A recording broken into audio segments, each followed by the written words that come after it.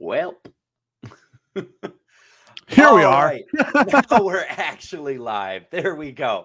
Welcome to the Week 6 SGPN Fantasy Lounge. Gentlemen, we're here. It's that time of year where you're starting to know what do you got to do? What do you need? What do you need in that league? Dave, how you looking this week in all your leagues? Yeah, last week was probably the best week for fantasy I've had, and so looking pretty good. Only two teams on bye this week: the Packers and the Steelers, and so not a whole lot of missing pieces this week. Last week was a little tough with Seattle and Chargers. I got a lot of those. Bruni, how you looking this week? How we feeling? What's on the what you need this week?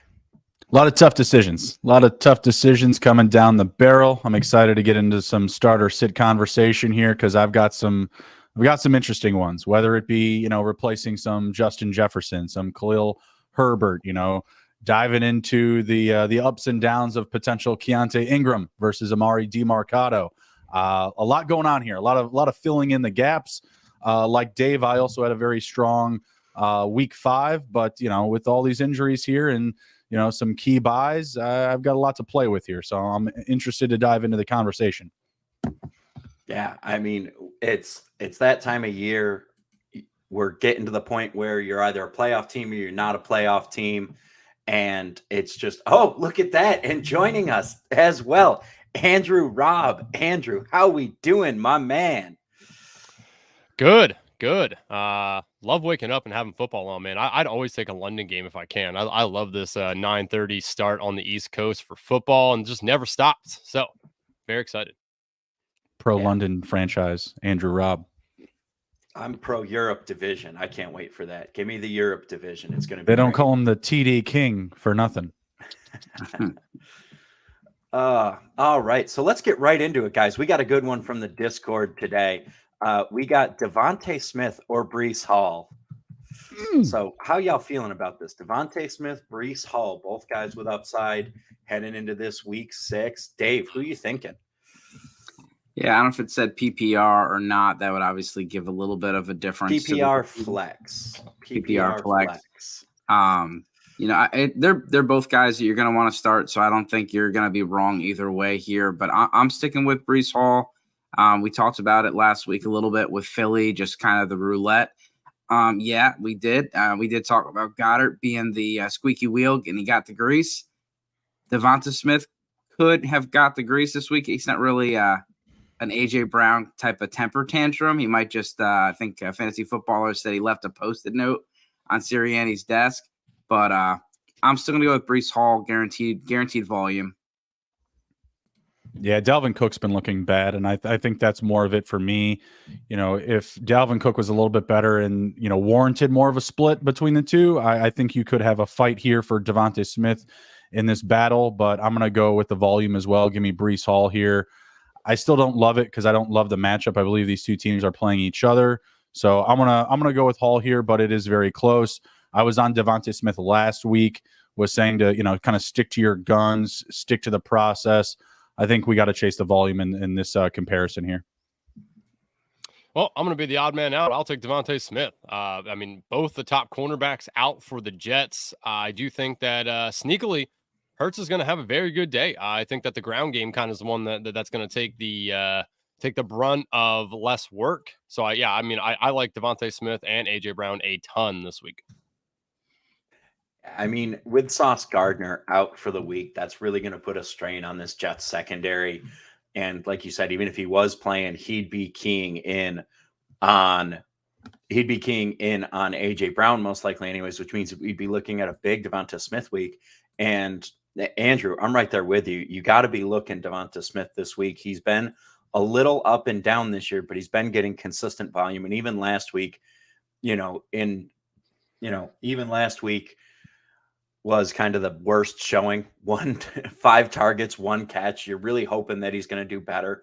But the other thing that you're going to want to consider is just how good this Eagles defense has been against the run. I mean, they've just been dominant. They've allowed 100 yards on the ground once through 5 weeks. So you really want to stay away from Breece Hall this week.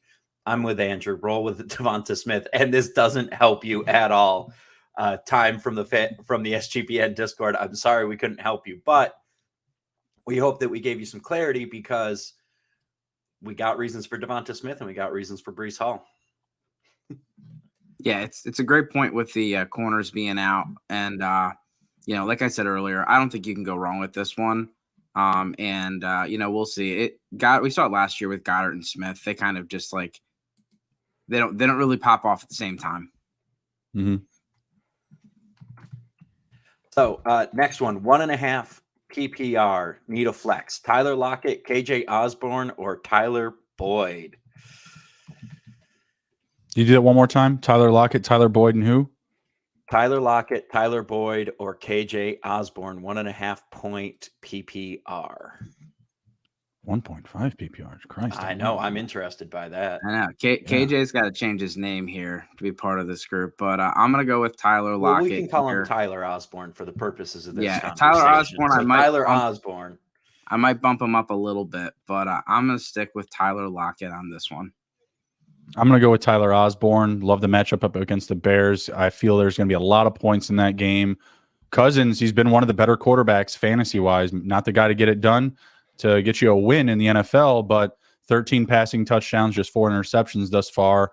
I like the opportunity there filling in for Justin Jefferson. Again, this offense is going to have to pass the ball a lot. Go ahead and give me Tyler Osborne. Oh boy, it's tough. I like Lockett and Osborne a lot. I'll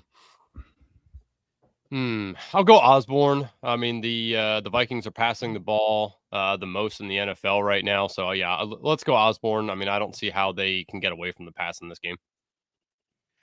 Yeah, I mean, I'm not necessarily crazy about Osborne just because he's been so inconsistent. And even last week when he saw his volume increase, his yards per reception was way down. You know, he had his highest targeted game of the season at 9, but you got to wonder, what is this Vikings offense going to look like?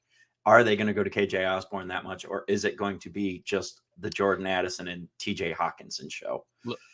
Looks like Bruni thinks KJ is the Wizard of Osborne with the OZ instead of the OS. That's what the person who asked the question had it as. So I figured I'd honor that and keep it in there. I thought Bruni was the one putting that in there. Yeah. No, we're good. OS. So it sounds like it's KJ Osborne. You know, Justin Jefferson out just creates a huge opportunity. You don't necessarily want to have Osborne in your wide receiver slot, but as a flex option, that's like the definition of the high upside play. Yeah, I got him back to back, so I'm okay with that. I got 34 and 35 this week. 34 and 35 this week, right on top of each other. All right, going the other way. We're going to focus. We've talked about some pass catchers. We've talked about some flexes. Let's talk about some quarterbacks. Burrow or Tua. It's not as crazy as it sounds, I know. Because Burrow was back in a big way last week. Tua. Easy. Yeah, I have Tua above Burrow. He's back in the circle of trust, but I'm still going with Tua. I have Tua at 4, Burrow at 9 this week. The answer is Tua, but I want to say Burrow. Why I do you just wanna feel like say he's getting Burrow? healthier. Yeah. I just feel like he's getting healthier. I just feel like he's going to get better as the season goes on. I think it's closer than that, but I'll go with Tua. Yeah, I'll just throw this out there. If T. Higgins doesn't play, Trent Sherfield is a name to watch. He was heavily targeted, heavy used. He had way more usage than Tyler Boyd, and he was actually. Well, I have to look it up. Adam's making faces, but yeah, Trent Sherfield was a baller last week.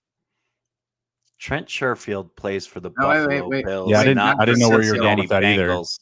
Not That's Trent why I'm Sherfield. making a You mean face. Trenton Irwin? Trenton Irwin. There it is. Yeah.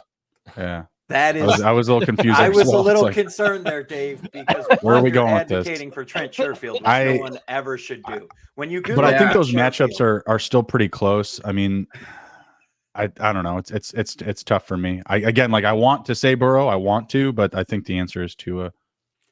I mean, Tua's back. He's playing against a soft Seattle defense. I mean, the Seahawks defense hasn't been anything spectacular. Even And Burrow. Burrow, yes. Burrow's playing And the Seahawks. Yeah, Burrow's Man, playing we the are lighting Seahawks. this question up on Oh fire. my gosh. All right, this is not making the highlight reel, that's for sure. But Burrow playing the Seahawks defense, not necessarily anything that you're terrified of. And Miami has been just dominating teams on the ground. So when they go into Carolina, they're not going to need to put the ball into his hands to win this game. They're just going to run early, run often with Mostert, Jeff Wilson, and maybe Jeff some Wilson's out. Jeff Wilson's not Jeff playing. Wilson's not playing. Okay. Nope. Yeah, he's out. So right? I do want to ask It'll you be guys. Chris Brooks behind Mostert. It's Brooks. Wait, they're what? not playing. I thought it was. They're not playing Ahmad today. I mean, last week they could have had them both too, and they chose to play Brooks over Ahmad. So I'm assuming Brooks is going to be the one that probably sees the So, beneficiary backup. It was my understanding here. Maybe we can get some clarity. Maybe Dave, you can settle this. I thought Ahmed was hurt last week, or he wasn't playing last week. He was inactive, and now this week he is active.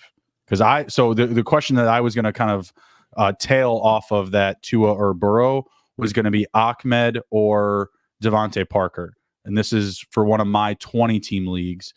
And I wanted to start Roshan. I thought that he might be able to clear concussion protocol.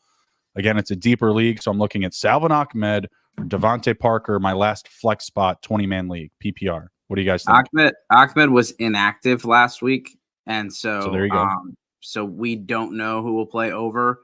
Maybe Chris Brooks. He plays in special teams or something like that.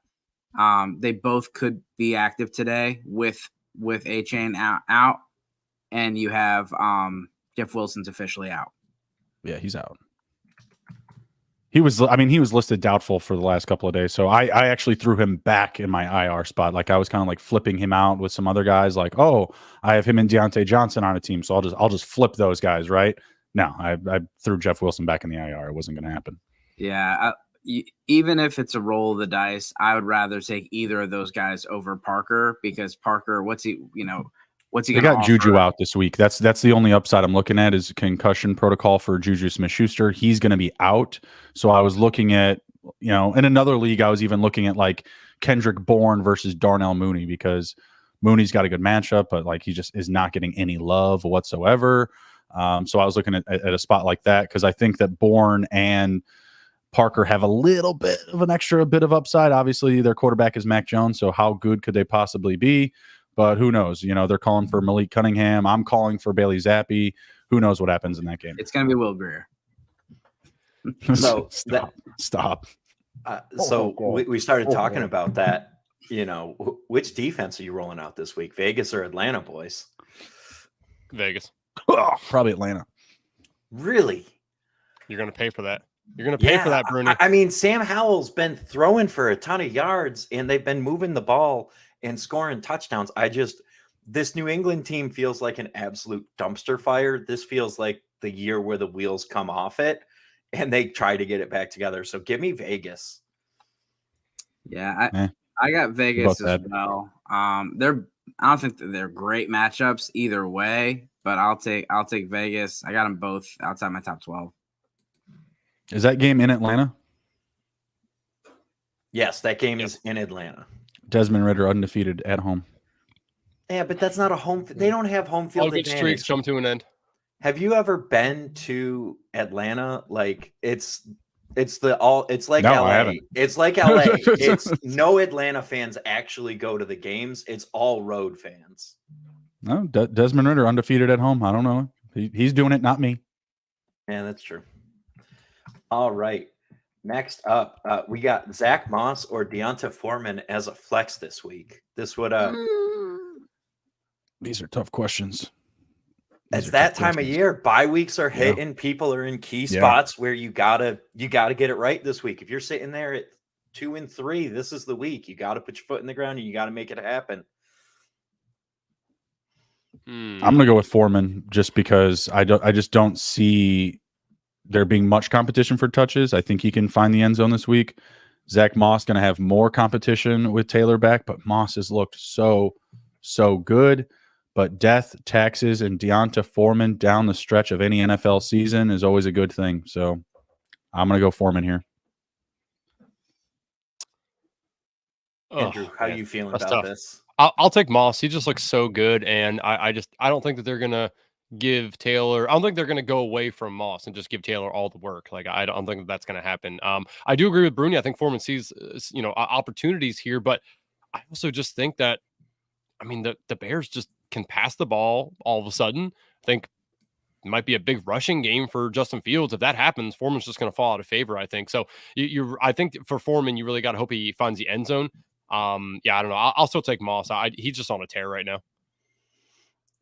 I got Moss at 25, Foreman at 27 this week. I do think you will see more Taylor, but let's not forget Taylor stopped practicing with the team and playing football in early August. He's still got to get back in football shape, back into rhythm with the program. It probably will be a week or two. But I do think eventually you got to sell Zach Moss before it's too late. Correct. I just, if you didn't sell Zach Moss last week, this feels like the crash and burn week this week. Just Jonathan Taylor had his 1 week to get his legs back under him.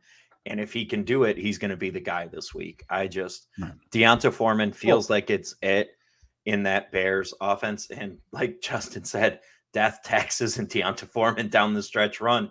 He just puts up numbers. He shows up and he's just consistent week after week in these late season situations. Give me Foreman. And I don't want to overreact to this whole Taylor narrative. He's not ready. He was trying to get on another team. So that didn't mean oh, hey, it's time to hit the sofa. You know what I mean? It's time to just hang out and not be with, or not be active or not be ready to go.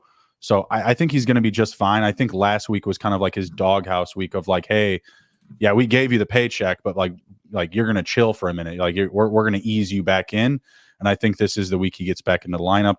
And I just don't see there being a split. The only split I see between Deonta Foreman is him and Justin Fields. So it's either Foreman finds the end zone or Fields steals one from him. Yeah. And now, going back to quarterback, Baker Mayfield or Jared Goff this week at quarterback? I think Goff is the clear answer, but Baker has a very good opportunity. They're playing each other. The reason why I like Baker just a smidge this week, and it's a dark horse play, is because Goff is just feeding Monty in the red zone. You get inside the 10 and it's the David Montgomery show. So I think that they both could finish within 3 or 4 points of each other based off of passing touchdowns. You may see Goff pass for more yards than Baker, but Baker might have the extra touchdown because, again, they get inside the 10, inside the 5. It's the David Montgomery show. Mike Evans is expected to play. This is actually a quarterback matchup right here. Detroit and Tampa Bay play today. I got Goff 3 spots higher than Baker. I got them both as QB2s. Andrew, how you feeling about this? Oh, it's a tough one. I have them very close together here. It is a tough one. Dave, did you actually make a pick? No, Dave has just been listing off that he has guys 2 spots apart in his rankings and kind of just pick, leaving Dave. it at that. I want to know what you think. This is an advice show. How does I have Goff 3 spots higher than Baker not translate to start Goff? Okay, I don't know. Sometimes it's not that easy. It's never that easy. It's never that easy. I got him at 15 and 18. So Dave didn't feel comfortable moving Goff down in the rankings more because he didn't want to affect his consensus scores. He's playing the algo game. A little jealousy here. No jealousy at all. No jealousy at all. If I rank the guy higher, I will say that you should play him. I don't know. That was just I thought that was English. Okay. I'll take Baker.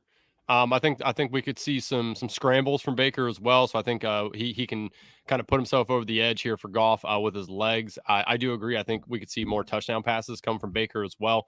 I don't know. Goff just away has not been very productive as opposed to Goff at home. So I'm going to lean into that a little bit, and I'll take Baker. Yeah, I mean, for me, it just comes down to, I think Baker with Mike Evans and Chris Godwin has just been playing at such a high level. He's also been running more.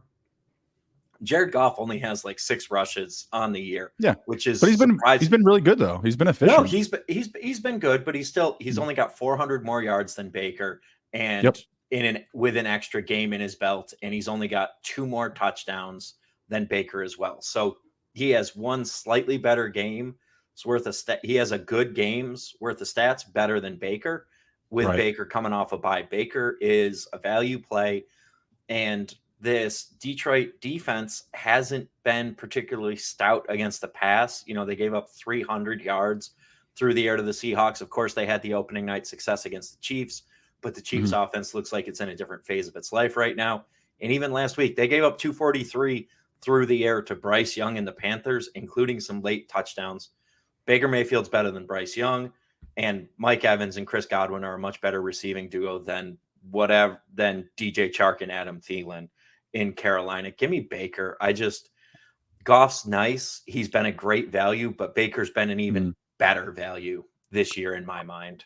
I want to continue the Baker conversation just a smidge longer here. Would you go Baker or CJ Stroud? CJ Stroud been like a top 5 QB in the NFL to start the season, but tougher matchup. Playing I the have Saints. Baker above Stroud. Okay. How many spots, Dave? 4 spots. What Four is the spots. standard deviation in your rankings? I'm just trying to I'll give people my rankings, give them some context, and plus I don't want to say I prefer this guy, but I ranked him lower. Right. I mean, give me Stroud this week. I just think Stroud's been playing so well. He's been careful with the ball. He's been working great. He might not have Tank Dell this week, but that means John Mechie could finally get involved in this offense a little bit and start to take a role. I like Stroud over Baker right now. What do you think, Andrew? I'll take Stroud as well. Damn. Everything Adam said. I don't know. I feel like Stroud's just he's just performing better. I think I can just trust him a little bit more. I do like Baker though. I have them again very, very close together, but I'll take Stroud a little bit. I was looking for a Derrick Henry house call. That's a big run right there. That was maybe his biggest run of the season. So I am starting Baker over Stroud. Maybe I just don't have the cojones to do it. Just like the matchup a little bit more. I was riding between Stroud and Geno Smith, and I actually wound up dropping Geno Smith. It's like a 14-team single QB league. It just wasn't impressing me, and I have needs. I need roster utility. I need running backs. So These are tough. They've held their opponents under 20 points. It's 13 out of the last 14 games, and so part of it's ball control and how they do things. Kind of similar to like Atlanta, where they just run the ball so much that they shorten the game. But they've been tight in the red zone and keeping people out of the end zone. Yeah, that's what scares me. Their defense has been one of the best so far this season. So that's where I'm at. All right, we got another good one here. Pick 3 running backs, half-point PPR. 3 running backs, half-point PPR. Bijan, Mostert, Etienne, Kyren, or Rachaad White. Goodness gracious. I'm going Bijan, Mostert, Etienne. Yeah, same. I mean, Rachaad is the one that's like way far out, like as far as like everyone else is right. They're RB1 or right next to it. I think Kyren is right outside my RB1s, but Rachaad is a back end RB2. Oh, damn it. That is close. Yeah. I mean, it's Bijan and Mostert for sure. Etienne and Kyren very close here. Let me just see who I have currently ranked higher. I think I have Kyren. Not allowed to do that, sir. I'll take Bijan, Mostert, and Etienne. I think Etienne sees a lot of work as well. Yep. Yeah, I think the issue is I really do like Kyren right now. I think he's playing really well. I think he's been showing that he can be an NFL capable back. But the problem is Etienne and Mostert and Bijan have just been absolutely dominant for their teams. Etienne is putting up on the ground and through the air and showing that Tank Bigsby isn't a threat to his job, despite what everybody thought. I don't know who in preseason was saying Tank Bigsby is a threat to Travis Etienne's job. They needed to reconsider. There we go. I didn't know Justin was one of those people. I genuinely didn't. But anyone who thought that was the case hadn't watched Travis Etienne play. And just remember, he got drafted because he's buddies with Trevor Lawrence too. So Trevor Lawrence is going to make sure his boys staying involved, and Etienne's been rewarding your fantasy managers throughout it. Rashad White, I mean, sure, you're keeping him on your roster, but again, there's still that looming threat of him losing his job because he's mid on a good day. Yeah, this is we talked about this last week. If you have this kind of a question, you need to look at trading one of these guys to go upgrade other positions. Yep. Depth is important. You don't want to just have 2 running backs, but if you have 5 and you're starting, other people are needing running backs. They're hungry for wins. Go and take advantage of the situation. Trade Rashad White plus your tight end to upgrade tight end or something like that. Trade Rashad and Kyron. I mean, this could be an 8 or 10 team league, right? It could be. It could be. Yeah. This person could just be stout all over the place. I'm sorry. I'm just over here wishing I had a team like this in a 14-team league. Just dreading it. Like that's it. I've been wrecked by these deep leagues where it's just like the waiver wire is 4th string wide receivers. I got nothing. Which 2 QBs are you starting? Stafford, Lawrence, Fields. Who we starting? Blake, thanks for joining us. Thanks for asking the question. Let's start with the QBs. Stafford, Lawrence, Fields. We got to pick 2, boys. It's T-Law and Fields for me. Yeah, easy. Yep, easy. He's not throwing enough touchdowns. Throw touchdowns, Matt Stafford. I mean, look at the receivers he has. Like, throw more touchdowns, please. He's had some tougher matchups than Arizona. Burrow carved up Arizona last week. Now Stafford gets. I'd move Stafford up this week for sure, but Lawrence and Fields that's way too good of options. Different tier, I agree. Damn, it's really close for me with Stafford and Lawrence. I'll take Fields for sure. Man, I don't know. Something's telling me just to take Stafford. It feels very like it could be a 3 or 4 touchdown game for them. I guess. Yeah, you know what? Fuck it. I'll be the guy who takes Stafford. I'll take Stafford and Fields. I mean, I don't think you're that crazy there, Andrew, because Stafford has had 3 300-yard games so far this season, and last week threw for 2 touchdowns against a tough Philly defense. I really think that's a good option, and it is a coin toss. The reason I'm going Lawrence, though, Fields is locked in. Lawrence is in play for me because he's been rushing a lot more this year. He's rushed 7, 5, 3, 8, 7. So he's averaging 6 point whatever carries a game, and he's been over 25 yards 3 times this season. So just getting that nice additional floor. He hasn't found the end zone yet, but that can still happen. He's nice and athletic. When he was at his best at Clemson, he was rushing and he was creating. He was putting defenses in a bad situation with his legs. He's not super athletic, but he's athletic enough and he's a good enough runner to put defenses in bad positions. So I got to take Lawrence this week. I think Stafford is going to start. The touchdowns are going to come. The touchdowns are going to come for Matt Stafford. But right now, you got to roll with Lawrence because he's just been so consistent. Agreed. And then on the back half of this, 3 wide receivers we got to start. Non-PPR. DK Metcalf, Jalen Waddle, Puka Nacua, Devonta Smith, Jordan Addison, and Josh Palmer? Trey Palmer? Josh Palmer. Probably Josh. Probably Josh. Not good matchup for Josh, but still, I got to go with just the top 3 options. DK, Waddle, Puka. I mean, especially if it's non-PPR. Yep. Like DK and Waddle are just like not even a question. Like they're not even. I mean, and then I mean, Andrew would just like blaspheme me if I said Puka wasn't even in that same type of conversation. So I don't need that going on in my life. Non-PPR. Okay. I'll take Waddle, Puka, and Addison. Yeah. I'll leave DK out. I'm actually going to leave Waddle out. Give me DK, Puka, and Addison. I think Addison's going to be a target monster today with Justin Jefferson out. I know it's not PPR, but volume, nets yards, nets touchdowns. And with Justin Jefferson out, I think that's going to be big there. Waddle has been surprisingly tame the past few weeks. Like he had a touchdown last week, but his past 2 weeks, 35 yards against the Giants, 46 against the Bills. He hasn't been as involved. He had some big weeks earlier, 78 and 86, but he's been a little tame, coming back off of injury. Maybe he's not quite right. And maybe Miami shouldn't need to throw the ball a lot today. So it might be another light week for him against Carolina. So give me Jordan Addison here, just with a high. He's going to get a ton of volume. Give me him this week.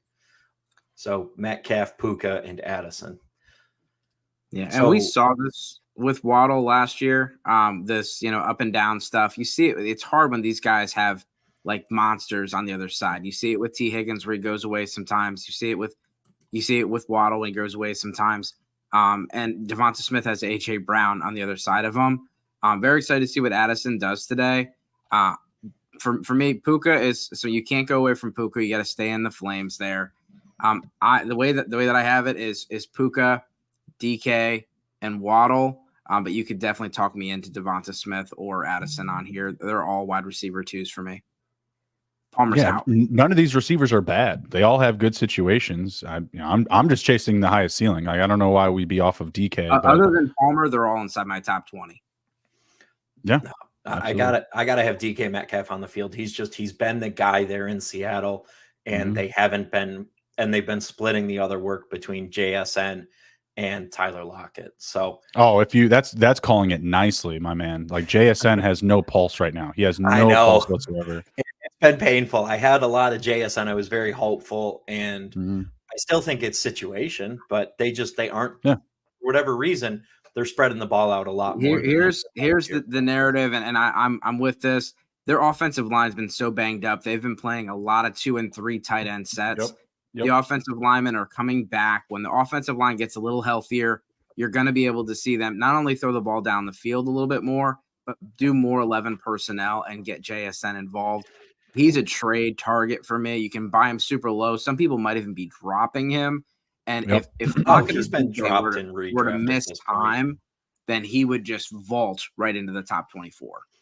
Yeah, I will say I have been trying to sell him in like my keeper league. So not dynasty, right? But like a keeper league where you keep them in their round. I've been stashing him. I drafted him like on a deeper 14 team league, but no one will buy him. Like I'm trying to sell him to like 0-5 teams, and they're just like, nah. Not even worth it yet. I'm like, man. So I'm actually waiting for him to kind of buzz a little bit. Of course, in Dynasty, like, yeah, I'm going to be a lot more excited because I spent early draft capital on him. I didn't spend like a 9th round pick on him like I did in a keeper league. But yeah, it's still been really tough to get anything back out of him. All right. I'll post some actives and inactives in the chat while you answer these. Yeah. So let's keep rolling here. We got a couple questions here. Sam Howell or Baker Mayfield this weekend? Who y'all going with? Andrew, tell us why we should be on the kid from Carolina this weekend for the Commanders. Man. Oh, shouldn't we? Oh, I thought he was going to be all over Sam Howell. It is tough. I have them semi-close here together. I will take Howell. I think Atlanta can be exposed. I think that they're also allowing Howell to throw the ball a ton. They are obviously easily persuaded to just get away from the run now for whatever reason. So yeah, I'll take Howell. I do think it is very close though. I think they'll both throw two plus touchdowns. I'm trying to think about who's going to have more opportunity on the ground to utilize their legs. I'm not sure Howell does, only because of how bad the offensive line has played. Yeah, I mean, I'll still take Howell though. Again, I think Atlanta can be exposed here. And then flex Mixon, Jay Cook, Madison. I'll take Mixon and Cook on the flex there. If you can pick two, if one, I'll take Mixon. Mm-hmm. Yeah, I agree with that sentiment on the running backs. I'm going to differ though with the quarterbacks.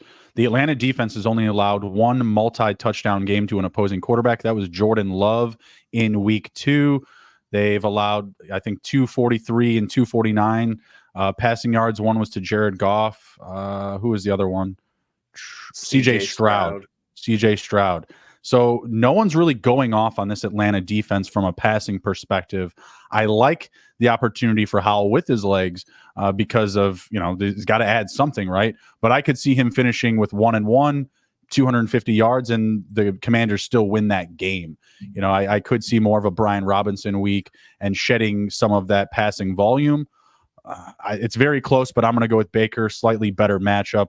The Detroit secondary, I think, is less significant than Atlanta's. Thank you, Derrick Henry touchdown. Dave, I'm gonna what go are you thinking? Mixon, Cook, and Baker. Mixon, Cook, and Baker. Yeah, give me Cook and Mixon in that order for flex. And let me tell you why y'all should be higher on Sam Howell right now. Outside of week 1 and outside of that Buffalo game, he has a 70% completion percentage and he's Mhm. dropping back 40 plus times a game. The man is just slinging it all over the field. They want him moving it. He's thrown for 299, 290, and 388 in 3 of his last 4 games with multiple touchdowns in 2 of those games. He's throwing the rock all over the yard. They need to get Jahan Dotson and Terry. And this is without Jahan Dotson and Terry McLaurin really doing much. It's been Logan Thomas and a dumpster fire of everything else. Mhm. If they can get their top 2 receivers involved, this offense is going to go to a next level. I really think the issue in Washington right now, Sam Howell is proving that he shouldn't have fallen out of the first round right now. He looks good in this Eric Bieniemy offense, which is really just Andy Reid's chief playbook with Washington Commanders players substituted in because they're featuring the tight ends. They're over featuring the tight ends right now, and they're not using their best skill position players. And I think Sam Howell's good. I think he's good. I don't think there's any other way to look at this. And the rushing upside is just so much more for me than with Baker. And he's just been throwing it so much more than Baker. As for why James Cook, just the Bills are going to be looking to run the ball again this week and reestablish that. I think they're going to make it a point of emphasis to get James Cook involved. And I think the Bills are going to be up big and up early in this one. You know, love a Tyrod Taylor revenge spot, but it's not a good situation for him this weekend. And I feel a little bit bad for Tyrod. I really hope the Commanders switch McLaurin to a tight end. That would be great. Just get him some more targets. Appreciate that. Bastards. It's going to be a tough sledding today. AJ Terrell has been locking people up. So I think the other pieces, Samuel and Logan Thomas are going to have to get involved. So going over to our next one, PPR, Olave, not so scary Terry, Curtis Samuel, or Jonathan Mingo. How dare you? Disrespect. This is Olave, right? I mean, it's not, I don't love the Olave option. I'm benching him in a couple leagues this week, but up against how was his practice schedule? I'm not that close to the situation. Oh, I wasn't even caring about his injury. I'm just caring about Derek Carr's AC joint right now. Oh, Olave is fine. Okay. He's good to go. I would probably go Olave here. I mean, just the target share is, as long as he's good to go. I mean, I know he dipped a little bit these last couple of weeks, but 10, 11, and 11 the first 3 weeks of the season. I think we get to a little bit more of that this week. Yep, Olave for me. Yeah, yep. Pretty clear. Next one, do you start Foreman or do you just trust Jonathan Taylor this week? God, those are those decisions when you're sitting at 2-3 or 3-2, those are nightmares. Literally that's the shit that keeps me up at night. The meme where it's oh, he's probably thinking about other girls. No, in my head, it's a little cloud of JT versus Deonta Foreman. That's terrible. I'm going to go Foreman because I just know it just wheels up. It feels dirty coming out of my mouth, but I'm going to say Foreman. I just know that he's going to have an immense role today. And I love his matchup. Yeah, I think there's more certainty there. We talked about the situation earlier. And again, I'm not trying to overreact. JT's obviously in good shape, but Zach Moss is playing really good.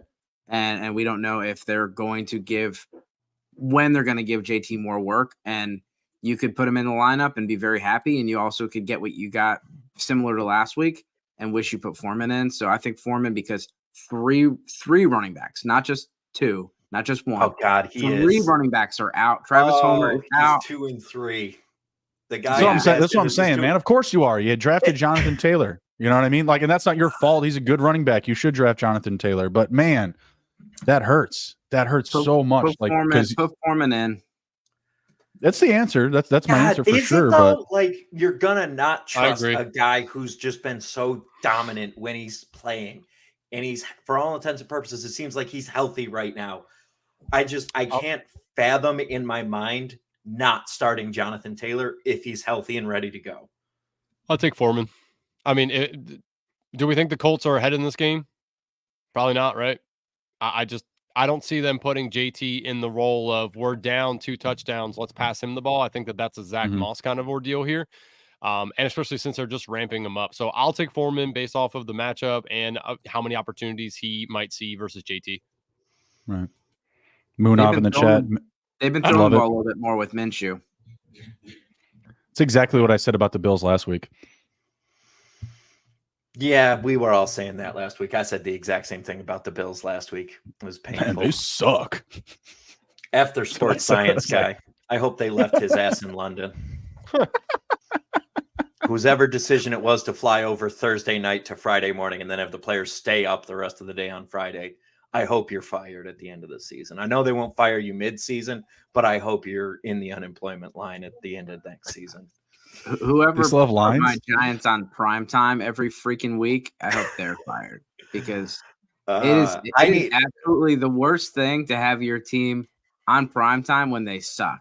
It's just not a fun thing to do. Yeah, I mean, I remember when the Bills were bad and we'd get them like once a week, and it's just brutal. It was once a year for the Bills in primetime was bad enough. I can't imagine being subjected to that every week. Yeah, the Giants, the Packers in December. I'm like, please flex. Like, please just flex this to like 4 a.m. I don't want to watch this. Yeah, I miss the Bills when they were bad. Like I want some Stevie Johnson back. You know what I mean? Like give me some Stevie. Give me some Stevie Johnson in prime time. That dude was the man. The Bills organization made a bad decision when they traded Stevie Johnson and didn't keep him and Sammy Watkins to just have one of the best wide receiver rooms of the wide receiver, tight end. Wide receiver, tight end. I mean, wide receiver, tight end. But yes. So need a wide receiver and a flex in PPR. Michael Thomas, Jerome Ford, or Amari Cooper. How we feeling about this? Man, pick your Brown. Pick your Brown. I guess it's Mike Thomas and who else do you have? Who else is there? You never heard about Jerome Ford. I mean, I like Jerome Ford. I hate the matchup. I mean, I don't want to roll out any of the Browns today, to be perfectly honest with you. I guess Jerome Ford, because you assume he'll get more touches than Amari Cooper, but that first week when they brought Kareem Hunt back, it seemed like Kareem Hunt was getting the Nick Chubb role. I don't know. I guess Mike Thomas in the running back usage. He was the fourth running back or the fourth rusher in that game. That first game, after everyone spent $100 fab on him, he was the fourth guy to rush the ball. I'm taking Thomas and Cooper because it's full point PPR, but Ford is involved in the passing game. He had 6 targets that game. I think it was more than he had rushes. And he caught all 6, I believe. And it's PJ Walker today, right? Yes. So it's bad. So it's not terrible. PJ Walker can throw the ball. PJ Walker is an NFL level quarterback. He is. He's got a couple 300-yard games, multiple touchdowns. He beat Tom Brady last year. He beat. He's got Nick Bosa today. So just remember, Tom Brady doesn't play defense. That game against Atlanta last year because DJ Moore took his helmet off. Stupidest penalty of all time. Wasn't the smartest play. No, it's a stupid penalty to call. That shouldn't be a penalty. It should not be a penalty to take your helmet off after you score a touchdown. 100%. Well, I always love when people get away with like bumping into the ref, like they like dick bump the ref like in the back, you know, and then there's a flag. Like you just like see their arm, like whoa. So for me, it's Thomas and Ford, and I actually don't think Amari Cooper is the Browns receiver I'd want to start. I think it's Elijah Moore this week. PJ Walker likes throwing to guys who get open, and Elijah Moore does a great job of getting open. He's been heavily involved this entire year. So DFS, throw some PJ Walker, Elijah Moore, throw a PJ Walker, Elijah Moore stack down. I think you'll be pleasantly surprised by that. And Michael Thomas has just been consistently involved week in, week out, not getting anything crazy, but he's been involved. Yeah, I'll take Charmin Soft, Michael Thomas, and I'll take Jerome Henry Ford over Cooper. I just again think it's opportunities. I don't love either one. I would prefer to not start either one of those guys, but I will take Ford. The inactives are out, by the way, and I know we were talking in depth about Sam Howell. They have 2 starting offensive linemen not playing today. One for injury, and one, unfortunately, Charles Leno, at his baby daughter was born last night and died, so he is out for personal reasons. Unfortunately, I just saw that pop up on Twitter as well. So it's a heartbreaker as a parent for them. So, but I do think it's going to put Sam Howell in a predicament that he's going to have to pass the ball 1 billion times again today with the offensive line the way it is. I don't think they're going to run the ball very well. So again, Howell's going to see plenty of opportunities to pass the ball. Let's set up this quarterback one, and then I have one for Dave specifically. Well, the group, but Dave specifically. Tua or Fields today, boys? I'll take Fields. It's just a matchup. It's the Vikings. The Swiss cheese. Man, I wish we knew if it was 4-point or 6-point. If it's 6-point, I'll start Tua. If it's 4-point, I'll start Fields. So the more rushing upside for Fields is what you're going after? Yes. Okay, that's fair. Yeah, I mean, Fields has been on fire too, just the last 2 weeks. Yeah, 335 and 282, 8 touchdowns combined against 1 pick. You know, he was 80% completion 2 weeks ago. He was only 50 last week, but he didn't need to complete a lot of passes because they were just throwing it all over the yard. But he's back rushing.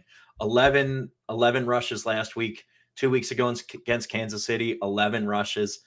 Justin Fields is back in a big way. If it's 6-point passing, maybe Tua. But the thing is, again, I think Miami's just going to absolutely demolish their opponent this week. You know, they're going to just take it to Carolina. Carolina's going down to Miami.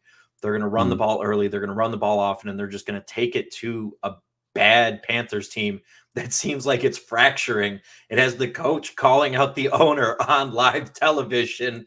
This isn't going to go well, Carolina. Your team's falling apart.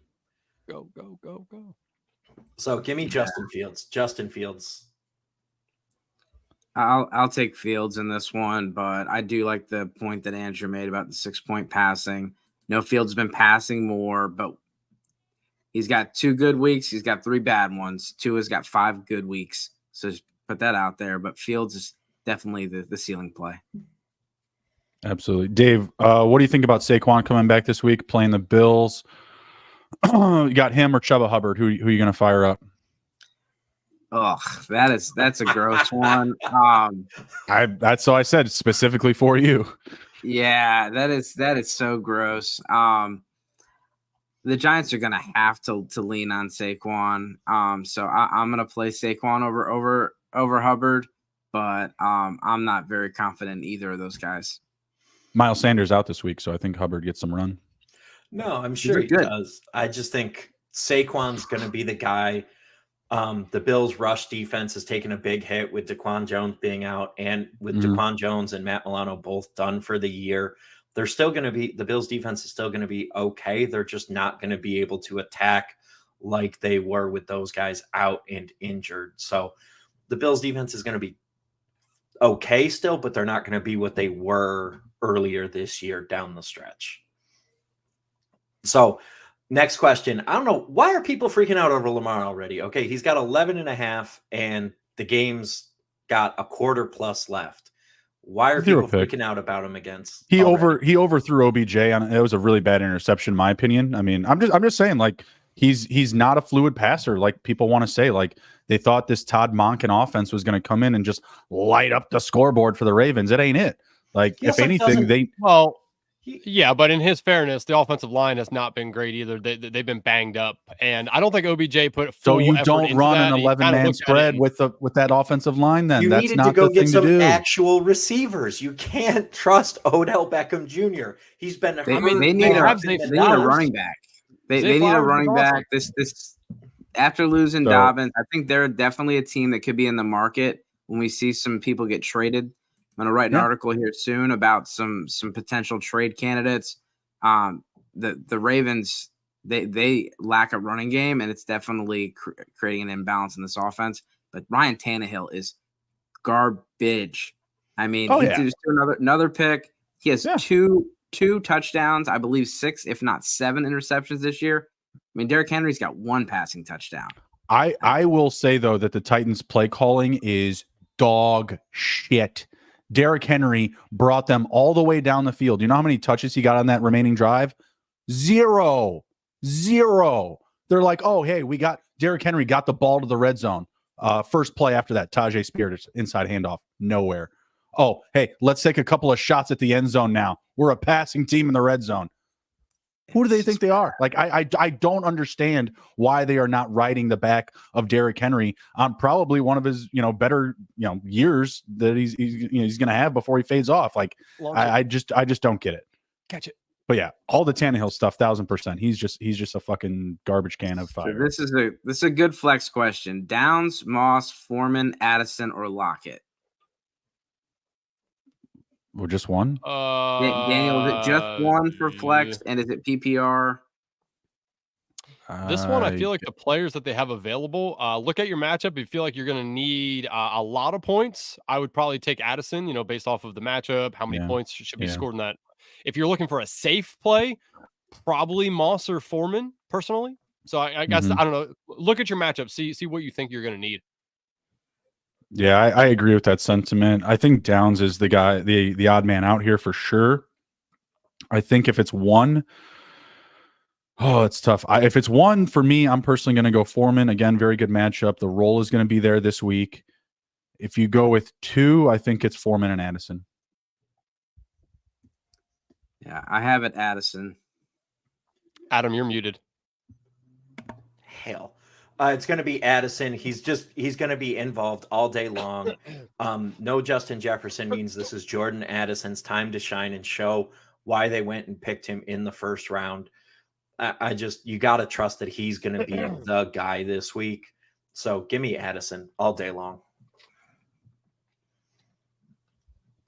Yeah, I think a lot of Addison, a lot of Hawkinson. I got Addison as a top 40 play this week. All right, next one. We touched on this a little bit earlier, but Rachaad White or T. Higgins this week? How are y'all feeling about this?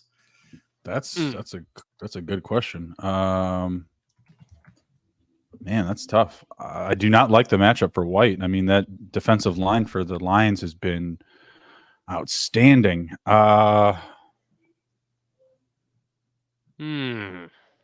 I guess I'll go with White, just with T. Higgins coming off of injury. And Tyler Boyd has still been very reliable. Like, he's been getting a lot of targets.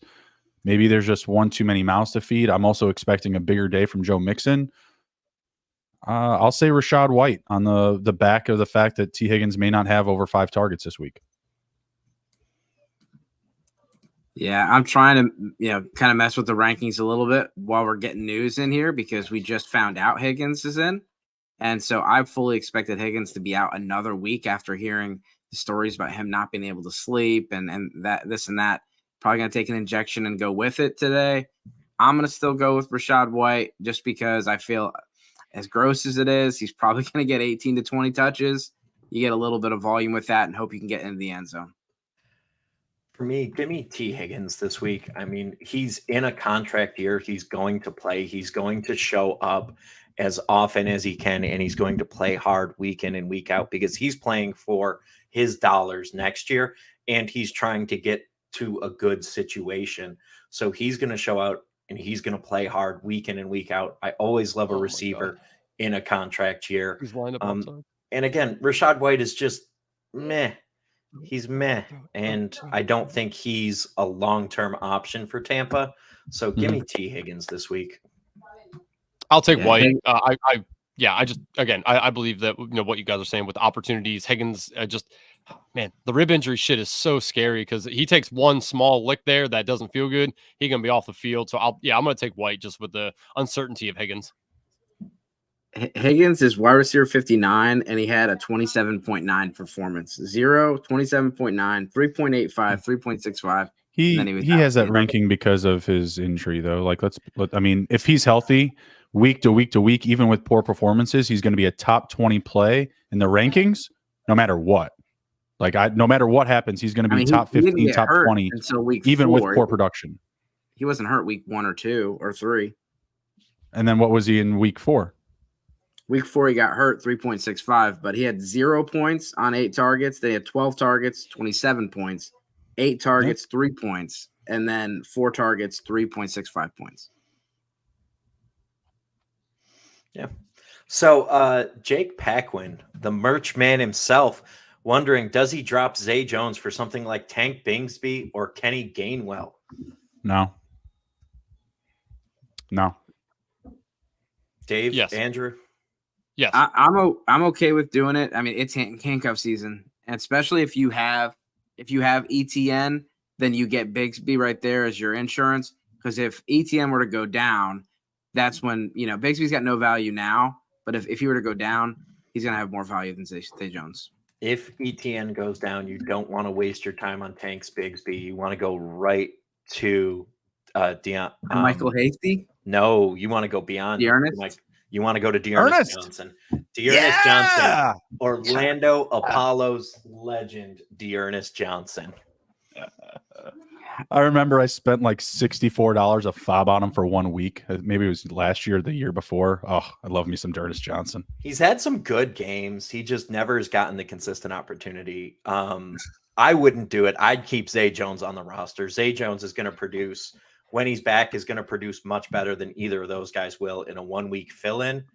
Now, if you're picking up someone like DeMercado, you could talk me into it, and I might be interested in it, but he's probably already been picked up in your league.